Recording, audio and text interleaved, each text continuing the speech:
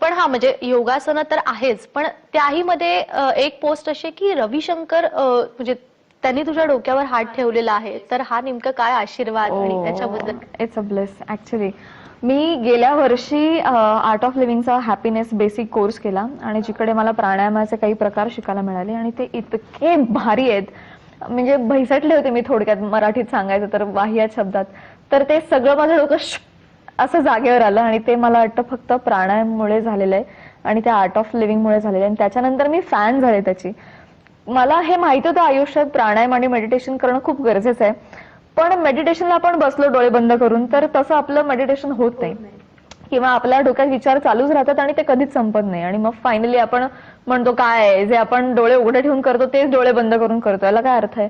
पण हे जे प्राणायामाचे काही प्रकार आहेत, एक 15-20 मिनिटाचं एक सेशन आहे की तुम्ही फास्ट एवढे श्वास घ्या, मग स्लो एवढे घ्या, मग उज्जयी नावाचा एक श्वासाचा प्रकार आहे, तशा पद्धतीने श्वास घ्या. तो एक श्वास 10 श्वासांच्या बरोबरीचा आहे आणि त्याच्यात खूप ऑक्सिजन लेवल तुमच्या शरीरातली वाढते, तुमच्यातले जे टॉक्झिन्स असतात ते सगळे भसाभसा बाहेर पडतात. असं भस्त्रिका प्राणायाम आहे, असं ते 20 मिनिटाचे एक प्रकार आहेत.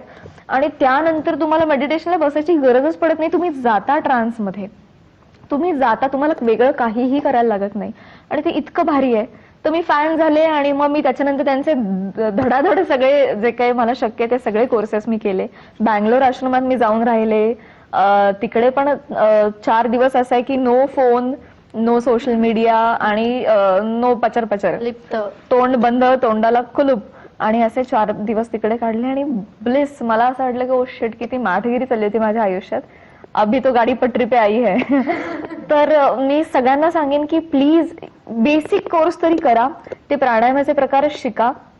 आपण कलियुगात आहोत, आपल्या डोक्यामध्ये आता इतका कचरा भरलेला आहे आणि दिवसावेळी तो कचरा वाढत चाललाय, तो सतत आपल्याला साफ करणं गरजेचं आहे. तर शरीर जसं साफ करतो आपण तसं डोकं पण साफ करणं गरजेचं आहे आणि त्यासाठी प्राणायाम करणं गरजेचं आहे. आणि त्याचे प्रणेते जे आहेत आर्ट ऑफ लिव्हिंगचे, ते श्री श्री रविशंकरजी आहेत आणि त्यांना मला भेटण्याचा योग आला तिथे. आणि मग त्यानंतर त्या सगळ्या लोकांना कळलं की मी फॅन झालीये, तर त्यांनी मला सांगितलं की तू आता आमचे कार्यक्रम होस्ट कर किंवा तू प्रमोट कर. प्रमोट करायची गरज नाही, मी ऑलरेडी प्रमोट करते. तर मी आता त्यांचा एक ड्रग फ्री इंडिया नावाचा एक कॅम्पेन आहे, त्याची पण मी ब्रँड अँबॅसेडर आहे.